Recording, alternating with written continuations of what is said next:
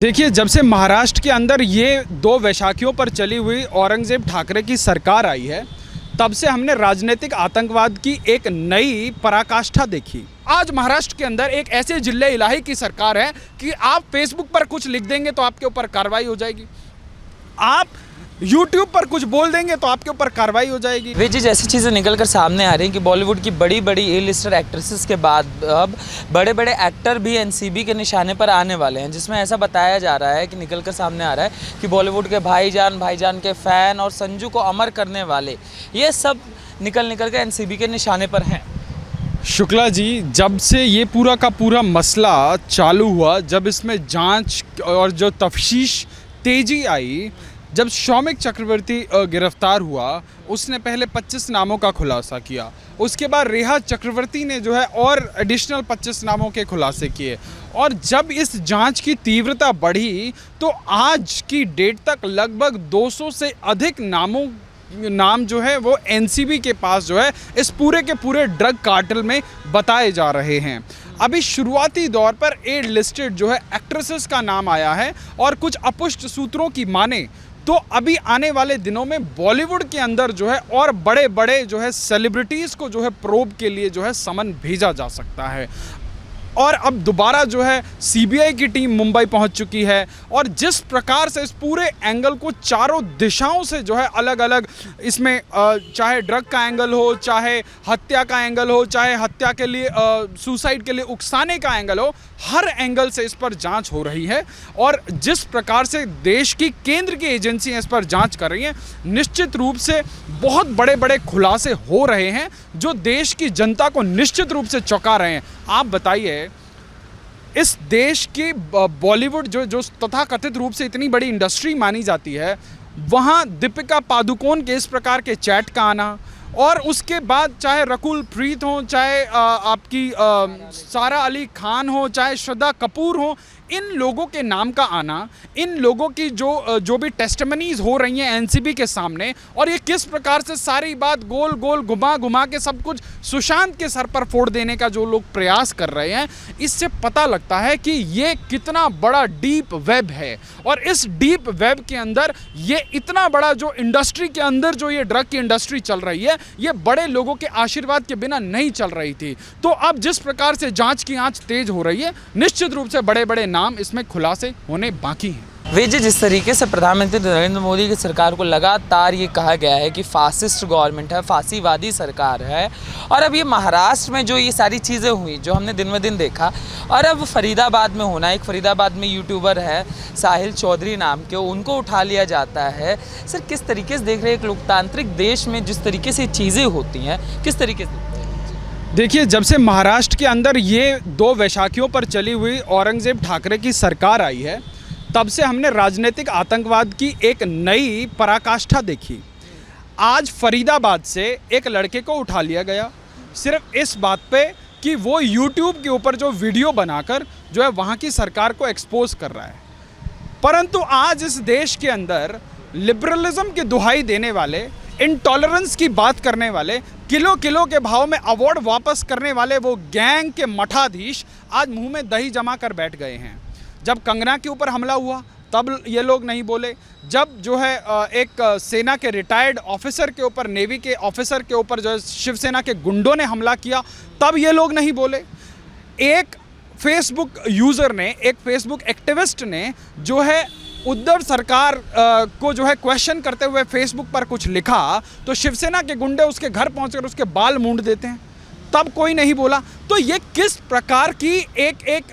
खौफनाक राजनीति करना चाहते हैं ये लोग, और ये देश के प्रधानमंत्री को जो है तानाशाह कहते हैं। आज एक 2 कौड़ी का पत्रकार जो है नौकरी के लिए दर दर की ठोकरें खा रहा है अपने करतूतों की वजह से, चाहे वो पुण्य प्रसून वाजपेयी हो, चाहे वो अभिषेक शर्मा हो, वो लोग यूट्यूब के ऊपर अपना यूट्यूब चैनल बनाकर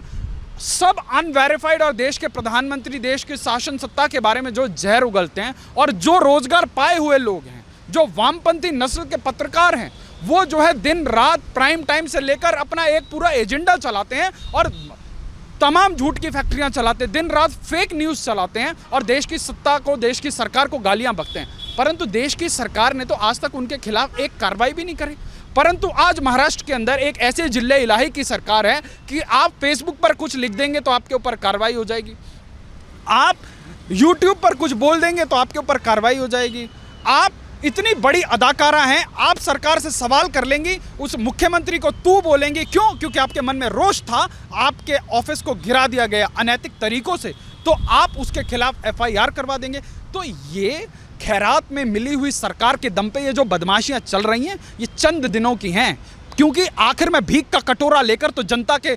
मैदान पर ही जाना पड़ेगा, जनता जनार्दन के पास जाना पड़ेगा। और उस वक्त जब जनता झन्नाटेदार कंटाप तुम्हारे कान के नीचे बजाएगी, तब तुम्हें पता लगेगा कि जनता की लाठी में कितनी आवाज़ है। क्यों? क्योंकि आज जो आपको मैंडेट मिला, आपने उस मैंडेट का अपमान किया और जो है आप एक लूली लंगड़ी सरकार बनाकर 10 जनपद पर नतमस्तक होकर बैठे हो। आज स्वर्ग में बैठे हुए बाला साहब जो है निश्चित रूप से आंसू बहा रहे होंगे कि क्या मैंने इसी दिन के लिए अपने बेटे को राजनीतिक विरासत सौंपी थी। आज उनका बेटा एक बाप को न्याय नहीं दिला सकता, एक परिवार को न्याय नहीं दिला सकता, जिसकी लड़की को जो बताया जा रहा है 8वें माले से फेंक के मार दिया गया। और उसके बाद उनका एक संजय जो है वहां पर राजनीति कर रहा है, रोज जो है फेसबुक के ऊपर, ट्विटर के ऊपर शायरियों पे शायरियां कर रहा है। क्या शायरी करने के लिए जो है आमदार खासदार बनाए जाते हैं क्या महाराष्ट्र के अंदर? अगर ऐसा है तो अनु मलिक बहुत अच्छी शायरी कर लेता है, संजय राउत जी। तो ये जो आज महाराष्ट्र के अंदर जो लोकतंत्र का चीरहरण हो रहा है, ये बहुत दुखद है। और अब जब जनता की जो है अदालत में इनको जाना पड़ेगा, निश्चित रूप से जनता इनको सबक सिखाएगी। वे जी, जैसी चीज़ें निकल कर सामने आई कि जब एम्स अपनी रिपोर्ट सबमिट करता है और उनके जो प्रमुख हैं सुधीर गुप्ता जी, उनका ये कहना है कि जो एम्स की अभी तक की जो रिपोर्ट है और जो सीबीआई की अभी तक की फाइंडिंग है, वो बहुत हद तक एक दूसरे से मैच करती है। और नीलेश राणे आते हैं और वो कहते हैं कि समय लगेगा मगर पेंगुइन डूबेगा ज़रूर। ये सारे वक्तव्य को किस तरीके से देखते हैं सर? देखिए, इस देश में सुशांत के पूरे प्रकरण पर पर्दा डालने का जो प्रयास करने वाली पीआर एजेंसीज हैं, उन्होंने क्या किया, जो सुशांत सिंह राजपूत के पिताजी के जो वकील हैं, उनके एक बयान को दिखाकर एक जो सुशांत सिंह राजपूत को न्याय दिलाने के लिए जो सुशांत के वॉरियर्स हैं, उन लोगों को किस प्रकार से भ्रमित करने का एक प्रयास किया गया और लोगों को जो है कंफ्यूज करने का भरसक प्रयास कल पूरे दिन भर जो है चलता रहा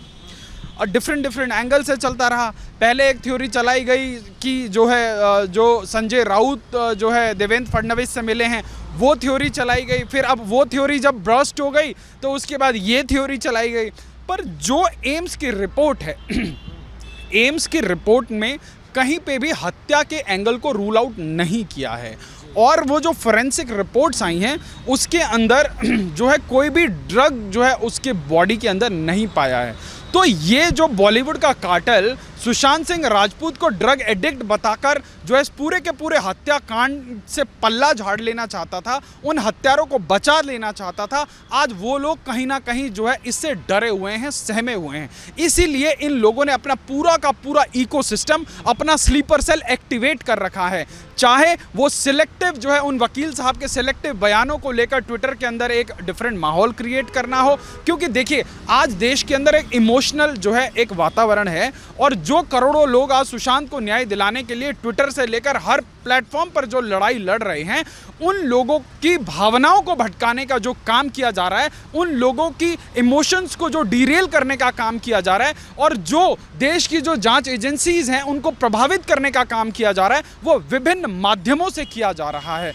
और जो ये तपिश बड़े बड़े लोगों के घर तक पहुंच रही है, निश्चित रूप से पूरे बॉलीवुड के अंदर एक खलबली है और ये अपने राजनीतिक आकाओं के साथ संपर्क साधे हुए हैं और उनको जो है एक इमोशनल ब्लैकमेल कर रहे हैं कि मैं फंसूंगा तो तुम्हें भी चैन से नहीं जीने दूंगा, if I will be expose I will expose you too. तो जो राणे साहब कह रहे हैं, राणे साहब पहले दिन से बोल रहे हैं, पर आप एक कमाल की बात देखिए, आज राणे साहब के इतने सारे आरोपों पर जो है उस शासन सत्ता के लोगों ने अभी तक कोई शायरी नहीं पढ़ी, कोई उनके आरोपों के ऊपर कोई प्रत्युत्तर नहीं दिया, कोई खंडन नहीं कर पा रहा है। क्यों? क्या नीलेश राणे इतने इर्रेलेवेंट हैं क्या पॉलिटिक्स के अंदर? वो इतने दिनों से जो है इस पूरे के पूरे प्रकरण पर जो है एक अपना एक्टिविज्म चला रहे हैं और सीना ठोक कर बोल रहे हैं, परंतु किसी शिवसेना के नेता के अंदर इतनी हिम्मत नहीं हो रही है कि उनके आरोपों का खंडन कर दें और उनके प्रवक्ता जो है शायरियां करके जो है इस पूरे के पूरे मसले को एक आई वॉश करने का प्रयास कर रहे हैं। परंतु अब ये जो जांच जिस दिशा में जा रही है, जिस प्रकार से ड्रग एंगल में बड़े बड़े लोगों के खुलासे हो रहे हैं, निश्चित रूप से बड़े घरानों के लोगों की बेचैनियां बढ़ी हुई हैं और जो है हमें पूरी की पूरी उम्मीद है, हमें विश्वास है कि इस प्रकरण में न्याय अवश्य मिलेगा। जो सत्ताधारी पार्टी है महाराष्ट्र की, उसका ऐसा नहीं मानना है। उसका ये कहना है कांग्रेस के बहुत बड़े नेता आते हैं और कहते हैं कि जाने थे जापान पहुंच गए, चीन समझ गए ना। मतलब उनका कहना है कि एनसीबी में सारे मामलों को अटकाया जा रहा है, सीबीआई को कुछ मिल नहीं रहा और एनसीबी के जरिए बॉलीवुड को फंसाया जा रहा है। ये चीज़ें कही जा रही है महाराष्ट्र प्रशासन के द्वारा। जो उनके छोटे छोटे नेता हैं रोज़ प्रेस में आते हैं और रोज़ ये चीज़ें बोलते हैं कि कुछ नहीं मिला है सीबीआई। देखिए, शिवसेना पहले दिन से इस प्रकार से बर्ताव कर रही है कि जैसे वो स्वयं इस पूरे के पूरे केस की एक पार्टी हो। यदि देखिए, शिवसेना का काम क्या था, क्योंकि वो उस सरकार का एक महत्वपूर्ण हिस्सा है। उनके जो सुप्रीम लीडर हैं वो प्रदेश के मुख्यमंत्री हैं और प्रदेश की जनता, देश की जनता उनसे सिर्फ इतना ही एक्सपेक्ट करती थी कि वो जो है इस पूरे के पूरे प्रकरण में एक फेयर प्रोब कराएं। परंतु उनकी प्रायोरिटीज़ देखिए, उन लोगों ने 2-2 महीने तक एक एफआईआर दर्ज नहीं करी, परंतु 20-20 पन्नों के हलफनामे कहाँ देते हैं? सुप्रीम कोर्ट के अंदर देते हैं। क्या देते हैं कि जो है सीबीआई की जांच क्यों नहीं होनी चाहिए। अब आप जो प्रथम दृष्टया अभियुक्त है, जिसके ऊपर सारी शक की सुई जा रही है,